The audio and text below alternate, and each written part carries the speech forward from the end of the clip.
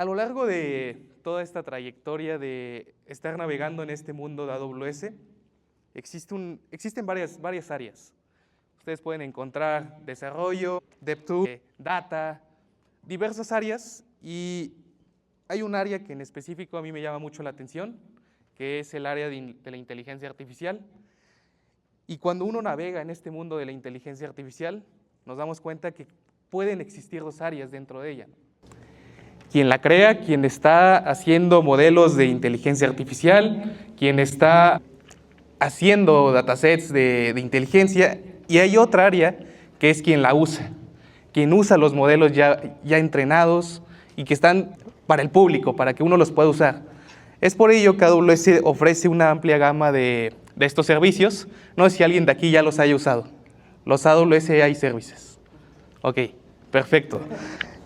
Entonces, durante todo este viaje de ver cómo es el camino de la inteligencia artificial, los servicios de inteligencia artificial de AWS me han llamado mucho la atención y me parece un tema bastante interesante de explicar y de que ustedes también puedan navegar durante este tema, ¿no? Listo. Me presento un poco, soy Israel Jesús, como ya me habían presentado, y yo me dedico un poco más a lo que es un rol de Cloud Engineer llamado Technical Cloud.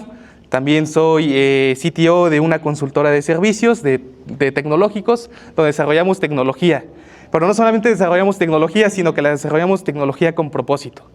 De que la tecnología puede impactar en diversos proyectos y de que la tecnología pueda favorecer a muchas empresas o a muchos pequeños negocios que actualmente están iniciando. Soy fundador y líder del AWS User Group Puebla, una comunidad bastante hermosa. Si yo puedo decir cómo inicia esta comunidad, es por la persona que aquí está presente, que es el ingeniero David Sol. Él fue el que nos impulsó. Y como lo comentaban hace rato, como lo comentaba Gabo, lo comentaba Luis, las comunidades son estos espacios que lo que buscamos, más allá de enseñar la nube, de enseñar AWS, buscamos hacer que las personas puedan crecer en la tecnología. Que personas, como lo veíamos aquí, el Cloud Club nuevo, el User Group nuevo, puedan crecer y se puedan inspirar. Que si alguna vez no se habían parado en un escenario, hoy lo puedan hacer sin miedo, lo puedan hacer motivados y sobre todo con un respaldo que es AWS. Las comunidades para mí es un camino bastante hermoso, donde no solamente hablamos de tecnología, sino la compartimos. Compartimos las lecciones aprendidas que hemos tenido a lo largo de ella y buscamos promover un crecimiento en comunidad. Por lo mismo, como pueden ver en esta presentación, soy un enamorado de crear comunidades, de estar en comunidades y de inspirar a otros, si es posible, ¿no? Durante este viaje he tenido la oportunidad de ser speaker en diversos escenarios, en diversos países. Tuve la oportunidad de dar diversas conferencias en Japón, Corea del Sur. Y más allá de lo que hoy en día aquí vemos en Orizaba, las comunidades existen en todo el mundo. No solamente existen en México, no solamente existen en América Latina, sino el día que ustedes quieran ir a otro país, una comunidad de AWS siempre va a estar ahí. Entonces, yo tuve la oportunidad de estar viviendo un tiempo en Japón y tuve la oportunidad de dar 2 charlas ahí, una en el User Group, así como lo es Orizaba, en el User Group de Tokio, y otra en el User Group de Osaka, Japón. Seguido de ello, tuve la oportunidad de ir a Corea del Sur, donde este evento que mostraban aquí del AWS Community Day, que es un evento organizado por las comunidades, este evento se hace en todo el mundo. Cada país hace su propio evento de comunidades y cada país promueve a su manera a cómo están utilizando los servicios de AWS, promueven el crecimiento en comunidad. Tuve la oportunidad de ser speaker en el AWS Community Day de Corea del Sur y en diversos otros user groups que he tenido la oportunidad. Y bueno, ya entrando en materia, ya entrando en todo este tema de los AWS AI Services, primero que nada, para conocer los servicios de inteligencia artificial, necesitamos conocer conceptos de inteligencia artificial. Y seguido de ello, necesitamos conocer un poco cómo funciona una subárea, que es el Machine Learning, que estos servicios, cómo los empodera AWS. Vamos a ver todo ello. Vamos a navegar sobre los AWS iServices y, por último, un caso de uso, cómo lo podemos llevar a la práctica estos servicios. Entonces, entrando en materia sobre conceptos de inteligencia artificial, primero me gustaría iniciar que la inteligencia artificial, muchos la conocen, muchos a lo mejor han usado un LLM, han interactuado con ChatGPT, han interactuado con Cloud, han interactuado con IDEs de desarrollo, diversos ejemplos que uno puede usar en inteligencia artificial. Pero más allá de usar estos servicios de inteligencia artificial, ¿qué hay? ¿Qué es la inteligencia artificial? La inteligencia artificial no es nueva, no es de que en el 2000 nació, en el 2010 se promulgó, sino que ha llevado todo un desarrollo, ha llevado toda una planeación de llevar todos estos conceptos a la realidad, a lo que hoy en día vemos, a lo que hoy en día está sucediendo. Y nace por los años del 50 por ahí, por un doctor que en este caso promulgó la inteligencia artificial. Y él lo que quería hacer, o lo que pretendía en ese momento, era que las computadoras puedan pensar, pueda haber humanoides que a lo mejor puedan hacer acciones humanas, puedan haber computadoras que ya no necesiten intervención humana y puedan a lo mejor quitar un poco de lado en este caso a los humanos, y puedan ahora las máquinas desarrollar cosas que a lo mejor los humanos solamente son posibles de hacer, ¿no? Entonces de ahí la inteligencia artificial se desprende en diversas áreas, tales lo podemos ver en visión por computadora, el machine learning como lo conocemos y se ha vuelto muy famoso, y otras áreas del machine learning que se desprenden, y los smart devices. Yo me imagino que todos aquí tienen una Alexa, tienen a lo mejor una Alexa que ustedes le hablan, pero a lo mejor lo que está sucediendo atrás de la Alexa es lo más interesante. ¿Qué está pensando? ¿Qué está haciendo? ¿Cómo está convirtiendo de voz natural a texto, de texto a voz? ¿Cómo está funcionando atrás de ella, ¿no? Entonces, se desprende todo esto y ahora vemos lo que la inteligencia artificial quiere hacer o qué pretende hacer. Vemos muchas aplicaciones, a lo mejor organizaciones que están aplicando inteligencia artificial para combatir el cambio climático, organizaciones que están usando inteligencia artificial para combatir la escasez de agua, para combatir enfermedades, detectar enfermedades tempranamente, o diversos casos de uso que a lo mejor organizaciones están llevando a cabo, ¿no? O personas están queriendo hacer este cambio con inteligencia artificial. Pero además de las promesas que tiene la inteligencia artificial, también tiene muchos retos a enfrentar. Muchísimos. O sea, si yo pudiera decir, la inteligencia artificial tiene más promesas que retos, sería al contrario. Tiene más retos que promesas. Porque hacer inteligencia artificial, primero la tenemos que hacer responsablemente. La tenemos que hacer pensando en cómo puede ayudar a las personas. Ha habido muchos casos, uno de ellos es muchos hospitales, en este caso en hospitales a lo mejor un poco más afinados, se podría decir, que han utilizado inteligencia artificial para detectar algunos síntomas, algunas enfermedades. ¿Y qué ha pasado? Se han equivocado. Hay enfermedades que no han sido diagnosticadas bien y por lo mismo espantan a la humanidad, espantan a la sociedad de que a lo mejor pueden tener, no sé, un cáncer, pueden tener una enfermedad crónica y es mal detectada. Es mal detectada y es mal usada. Entonces, todas estas promesas que a lo mejor uno puede encontrar en la inteligencia artificial, también tiene muchos retos a enfrentar. Leyes que a lo mejor abogados han creado, han diversificado en este mundo del derecho, han sido desarrolladas por inteligencia artificial y hoy en día se está viendo por esas leyes que no fueron bien sustentadas y bien fundamentadas. Entonces, diversos casos de uso que a lo mejor no han sido bien fundamentados, ¿no? Y ahora vemos cómo crear la inteligencia artificial responsable. Primero, crear inteligencia artificial que sea precisa. Que no solamente uno le pregunte, se mete uno a ChatGPT y le pregunte, oye, ¿cómo instalo o cómo le configuro a mi pantalla una imagen de 16K con resolución 3D? Y ChatGPT me responde, cuando eso todavía no existe, cuando eso todavía no es real. Diversos casos donde la inteligencia artificial debe de ser precisa, para combatir muchas necesidades que hoy en día tenemos. También tiene que ser explicable.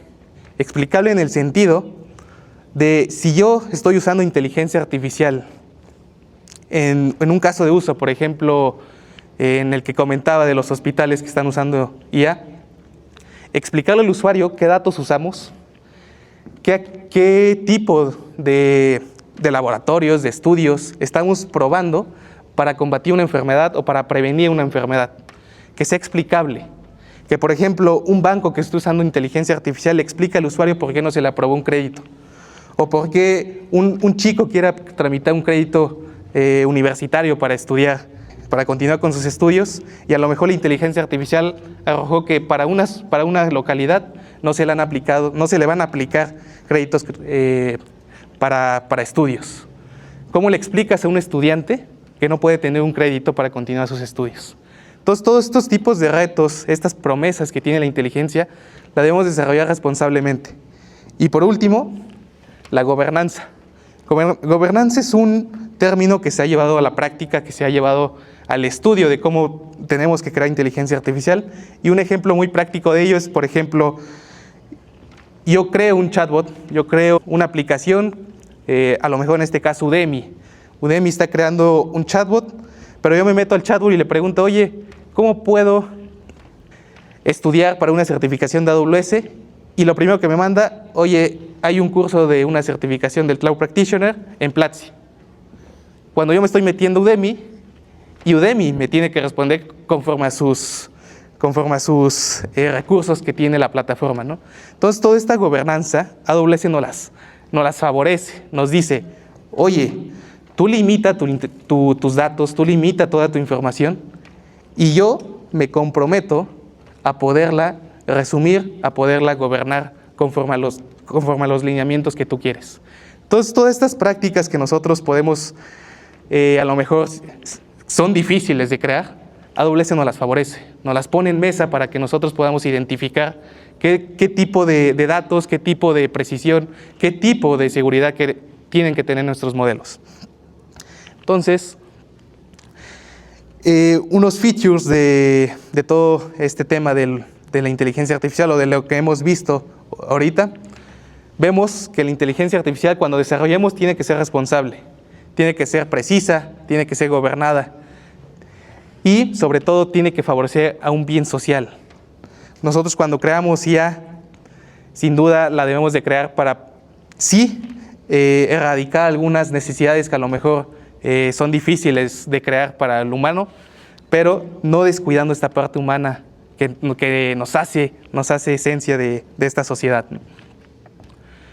Y ahora, dentro de toda esta área de inteligencia artificial se desprenden varios conceptos. Uno de ellos es Machine Learning. El Machine Learning, como lo dice, no es más que nada el que tú les mandes datos, como está aquí explícito en esta imagen. El Machine Learning recibe una entrada de datos, recibe todo un proceso en este caso de recolección de datos, y pasa a un modelo. ¿Alguien de aquí me podría decir para ustedes qué significa un modelo?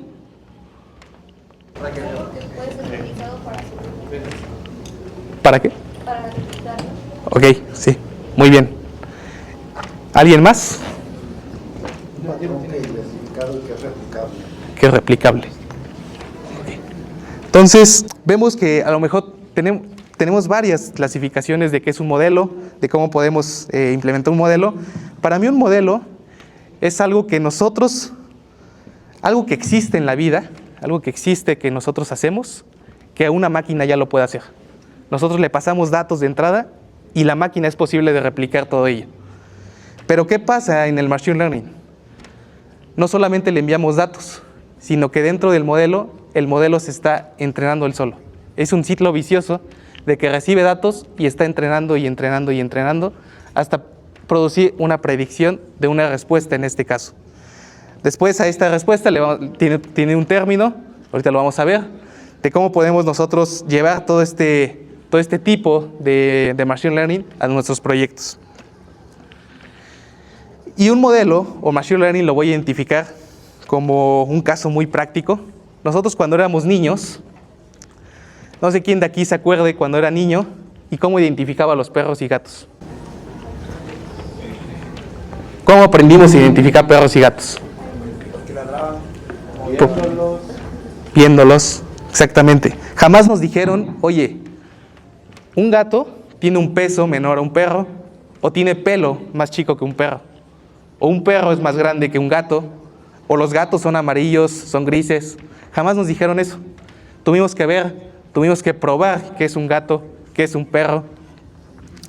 Y es aquí donde nosotros generamos un mental model.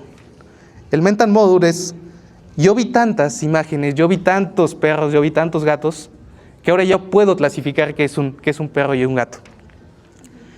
Y eso precisamente es lo que hace el Machine Learning.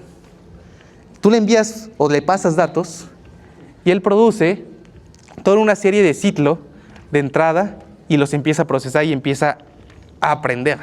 Empieza a aprender de todo este tipo de entradas que uno le va pasando. Entonces nosotros, cuando éramos chicos y de nueva cuenta veíamos un perro, nuestro mental model procesaba todos estos datos que ya habían entrado por nuestra cabeza, veíamos que a lo mejor tenía facciones de un perro y podíamos determinar que era un perro.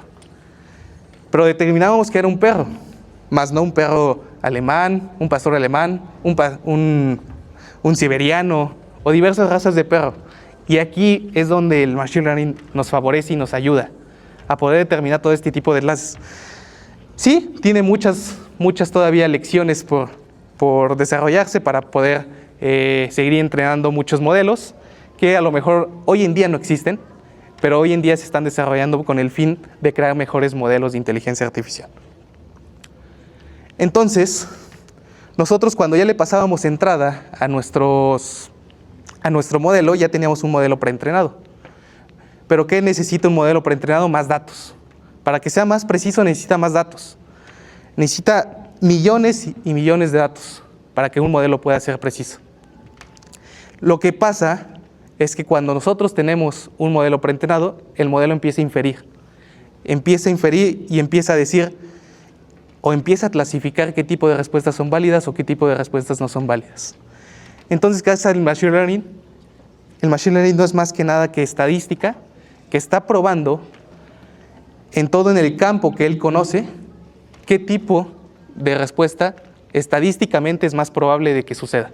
Entonces, eso es el Machine Learning. Estadísticamente, ¿qué respuesta es más probable que suceda? Entonces, cuando vemos esto, tenemos diversos tipos de entrada de datos. Tenemos datos, en este caso, datos estructurados o tabulares, como los conocemos, como lo son las bases de datos que tienen relación, son los sheets, a lo mejor un Excel puede ser, que pueden ser datos estructurados que tienen una relación para entrenar modelos. ¿Qué pasa? Este tipo de datos tiene esquemas, tiene dos columnas, donde nosotros podemos identificar el valor y la clave, ¿no? de este tipo de datos. Entonces ya podemos identificar que con rows y columnas podemos determinar qué tipo de relación existe entre diversos datos. Por ejemplo, el IMSS, que tiene relación doctor-paciente, paciente-enfermedad, o diversos casos de uso, ¿no? que pueden ser identificados. Tenemos otro tipo de datos, los datos semiestructurados. En los datos semiestructurados, nosotros ya no tenemos tanto control de estos datos. Nosotros ya no identificamos qué relación existe tanto en estos datos. Por ejemplo, Spotify. Spotify, una canción puede tener un nombre de canción y un autor. Pero una canción no puede estar, a lo mejor, no es requerido que esté en un álbum o que tenga calificación de estrellas. Entonces, cuando ya llevamos este tipo de datos a un poco más de análisis, de entrada más difícil, vemos que este tipo de datos semiestructurados es más complejo de realizar. Ya no podemos determinar tanta relación que existe en ellos. Entonces el Machine Learning nos favorece para poder que nosotros le entreguemos estos tipos de datos y él pueda empezar a aprender. Y por último tenemos los datos que no están estructurados, que no tienen estructura ninguna. ¿Qué tipo de casos de uso pueden ser? Los videos, las imágenes. ¿Alguien me puede decir cómo se puede identificar una imagen? ¿Cómo nosotros podemos determinar qué imagen es?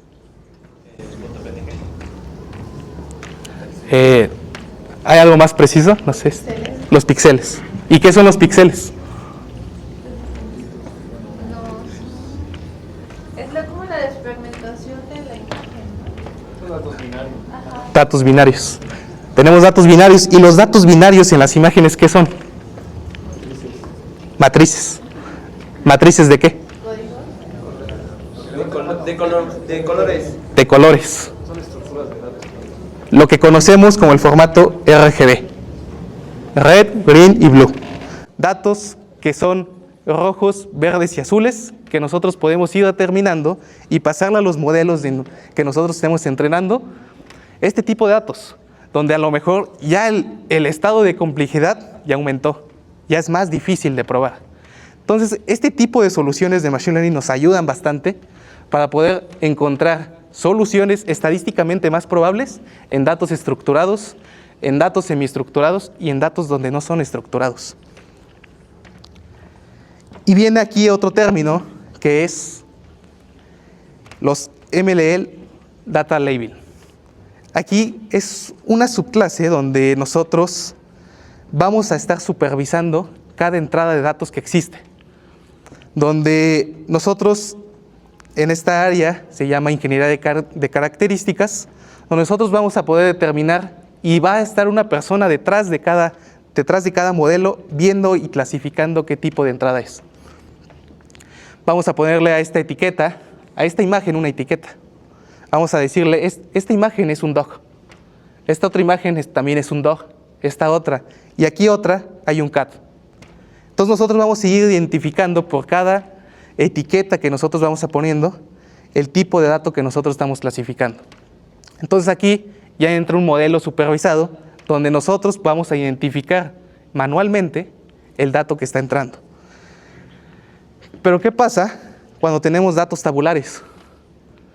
Donde a lo mejor ya el análisis ya es un poco más complejo. Donde nosotros aquí necesitamos determinar qué tipo de transacción fue fraude o no fue fraude. Aquí alguien me puede decir qué tipo de transacción aquí está determinando que es fraude y por qué. Aquí estamos viendo que hay dos transacciones que son fraude. La tercera y la cuarta. En la primera y la segunda estamos viendo que no es fraude. Pero ¿por qué está determinando nuestro modelo que es fraude? Por la cantidad. Por la cantidad. Aquí algo más interesante. Nosotros con la cantidad podemos determinar en qué ubicación está siendo más probable que haya fraudes. O en qué tipo de mes hay más fraudes. Entonces, si nosotros ya lo llevamos un poco más a la complejidad, podemos ir determinando áreas, qué cliente es el que nos está haciendo fraudes o en qué localidad está habiendo fraudes. Nosotros a esto le vamos a llamar nuestras probabilidades. Nuestras probabilidades de que suceda. Todas estas columnas son probabilidades. Nuestra transacción, nuestra ubicación, el cliente que lo está realizando o el ítem que está saliendo. Entonces todo esto es una probabilidad de un conjunto de datos que puede ser estadísticamente probable de que suceda. Aquí estamos viendo que a lo mejor cuando se compró zapatos y fueron 4,000. Pero ahí depende, por ejemplo, igual del tipo de gasto que hace la persona, ¿no? El tipo. O sea, si siempre son gastos mayores, pues obviamente va a ser más difícil detectar un fraude. Pero si son gastos pequeños y luego de momento sale algo súper extremo, exactamente. Se detecta más. Es lo que estamos viendo aquí. Primero hubo una compra de zapatos por 52 pesos, algo que no es prácticamente realmente cierto, ¿no? Un zapato no te cuestan 52. Y después hubo una compra de zapatos por 4,000. Nada que ver. Hubo una alza de precio. Hubo una alza donde ya, en este caso, no sé si les ha pasado, en muchos bancos, cuando uno está comprando una transacción y pasa que el monto no pasó o que tu tarjeta no pasó. ¿Qué está pasando aquí? Hay un modelo de Machine Learning que está identificando que esta compra puede ser fraude. ¿Qué pasa? Hablas con el banco y te dicen, oye, identificamos que esta compra a lo mejor no se realizó bien, puede ser víctima de un fraude y por eso bloqueamos, pero no hay problema, desbloqueamos tu tarjeta y ya puede pasar. Aquí hay modelos que se están activando cuando, por ejemplo, en un banco no pasa una tarjeta por este tipo de víctimas de fraude. Entonces, ya vimos que diversos casos prácticos de cómo hacer Machine Learning en datos tabulares, Machine Learning en datos de imágenes, poniéndoles etiquetas, Y vemos que tenemos la primera categoría, que es el aprendizaje supervisado, donde nosotros le implementamos todas estas etiquetas a todos nuestros contextos de datos. Nosotros le decimos, esto es un perro, esto es un gato. O por ejemplo, ¿qué pasa cuando queremos identificar que un correo es spam o no es spam? ¿Qué hacemos, no? Identificas puntos claves en la gramática de un mensaje y también el tipo de correo que lo manda. Primero que nada, el correo que lo manda es el que identificamos, y de ahí también, muy cierto, el tipo de contexto que hay dentro del correo. Es así como podemos identificar, pero ¿qué pasa aquí? Ya no tenemos la necesidad, ya nosotros no podemos supervisar esto. Estar viendo millones y millones de correos ya no es viable. Entonces aquí entra el aprendizaje no supervisado. Pero ¿qué pasa cuando nosotros tenemos un paciente que ya le hemos determinado una enfermedad? ¿El modelo se equivocó? ¿Cómo el aprendizaje supervisado puede entrar? ¿Qué puede hacer? ¿Cómo lo puede explicar que el modelo se equivocó? ¿Que la entrada de datos no fue válida? ¿Que la entrada de datos y salida no fue válida? Y al paciente, que es una persona humana, que le puede sufrir otra consecuencia. Pues es que independientemente de la IA, siempre va a ser el pensamiento crítico de una persona, ¿no? Alguien que lo está supervisando. Lo que nos decían a nosotros es que las etiquetas van a variar mucho dependiendo de la persona que las ponga, dependiendo de los criterios que tenga la persona. Entonces, por eso está el problema del sesgo, que tú empiezas a etiquetar de una manera, pero de acuerdo a lo que tú observas, a lo que tú ves, que no va a ser lo mismo que lo que la persona puede estar presentando, por ejemplo. Exacto, entonces aquí vemos algo más interesante, que es el hecho de que atrás hay una persona que está clasificando a su modo de pensar, a su modo de ver las cosas. Entonces nosotros, cuando clasificamos datos, lo estamos haciendo a modo de cómo vemos las cosas, o siguiendo reglas de alguna empresa que nos dicta cómo hacer todas estas etiquetas. Pero ¿qué pasa cuando no tenemos aprendizaje no supervisado? Que es más difícil de etiquetar este tipo de soluciones. Pero dentro de estas áreas del Machine Learning viene otra, y para mí es la más interesante y la más bonita, que es el aprendizaje por refuerzo. Yo estuve un tiempo colaborando en un laboratorio de inteligencia artificial en Japón, desarrollando soluciones de inteligencia artificial, y ellos tenían muchas soluciones que usaban este tipo de aprendizaje. ¿Qué pasa aquí? Todas nuestras soluciones empiezan a aprender del entorno que las favorece. Empiezan a ver un robot que a lo mejor, no sé si han visto el robot de Deep Racer de AWS, que es como un robotcito de una competencia de carreras. Este tipo de soluciones lo que están haciendo es aprender, y su recompensa es no perderse del camino, no salirse de la vía, no salirse del camino negro que los está siguiendo. Pero ¿qué pasa cuando nosotros tenemos soluciones de este tipo? Esta solución es algo muy interesante, que son robots que existen en Japón, que están simulando movimientos humanos, características humanas, que a lo mejor es muy difícil para un humano realizarlas. ¿Quién de aquí sabe hacer un mortal? O una marometa. Pues yo creo que ni yo lo puedo hacer. Entonces, en Japón están haciendo este tipo de soluciones para poderles enseñar a las personas de gimnasia cómo hacer una buena acrobacia, un buen movimiento. Me gustaría mucho que lo pudieran ver. No sé. Entonces, todo lo que sucede detrás de este robot es aprendizaje por refuerzo. ¿Qué está pasando? Su recompensa del robot es no caerse. Nosotros le identificamos aquí una variable, que es el dolor. El robot también puede experimentar dolor. Puede experimentar movimientos que le duelen, a tal velocidad, a tal fuerza. Y el robot lo que tiene que hacer es simular movimientos humanos con la menor cantidad de dolor que él pueda suceder.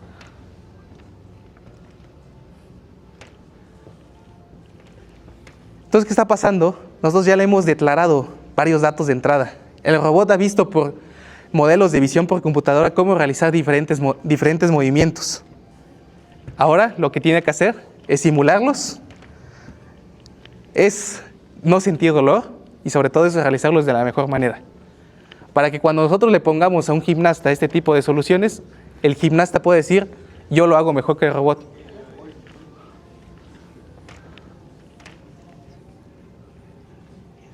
Entonces este tipo de soluciones son las que te vuelven loco de cómo puedes crear soluciones de aprendizaje por refuerzo, soluciones que realmente están impactando en este caso el deporte, de soluciones que a lo mejor los japoneses están entrenando con este tipo de soluciones para crear mejores acrobacias, soluciones realmente que impactan en la vida de las personas.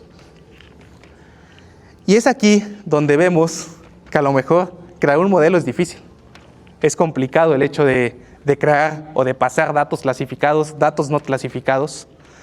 Y es aquí donde viene un término bastante, o lo que es hoy en día los AWS Services, que es donde me voy a enfocar, donde nosotros ya no tenemos la necesidad de tener datos de entrada, tener datos clasificados, tener datos que sean verdaderamente ciertos, sino solamente necesitamos usar los servicios de inteligencia artificial de AWS. AWS ofrece muchos servicios, más de 200 servicios, donde diferentes servicios están hechos para cada caso de uso. Ofrece servicios de inteligencia artificial, ofrece servicios de machine learning, ofrece servicios de framework de machine learning, más infraestructura, de cómo nosotros los podemos aplicar ya en un entorno más productivo. Pero yo les voy a platicar acerca de los AI Services, algunos de los AI Services que he tenido la oportunidad de estar en contacto con ellos. Por ejemplo, este tipo de soluciones de robot usaba mucho Amazon Recognition, que era para identificar las zonas en donde el robot estaba navegando. O soluciones el robot también tenía la capacidad de poder hablar. Entonces tenía la capacidad de poder identificar cuando uno le hablaba, le decía groseramente, oye, no te caigas. Tenía todo este tipo de capacidad de sentir emociones cuando uno lo estaba regañando. Entonces, para esto entran los servicios de inteligencia artificial. Uno de ellos, y para mí uno de los más interesantes, es Amazon Recognition. Amazon Recognition para mí es un servicio bastante fabuloso. El hecho de ya no tener la necesidad de pasarle datos, de decirle, oye, esto es una montaña, de decirle, oye, esto es una manzana, o más, de decirle, esto es una bicicleta, o más, decirle, esto es una persona, esto es un outdoor, de decirle diferentes variables, ya el modelo es capaz de poderlo predecir.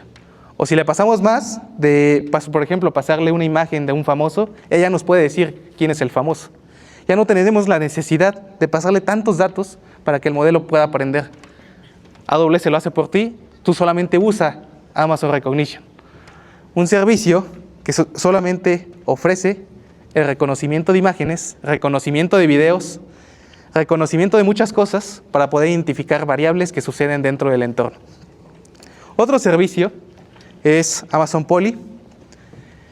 Amazon Poly nace con la necesidad de los call centers, algo muy que hoy en día ya se está erradicando este tipo de soluciones, donde ya un call center tiene la capacidad de convertir el texto que nosotros le estamos pasando el texto a voz, donde los call centers ya no tienen la necesidad de estar hablando, ya no tienen la necesidad de estar tomando llamadas, tomando soluciones, tickets, lo que sea, para atender soluciones.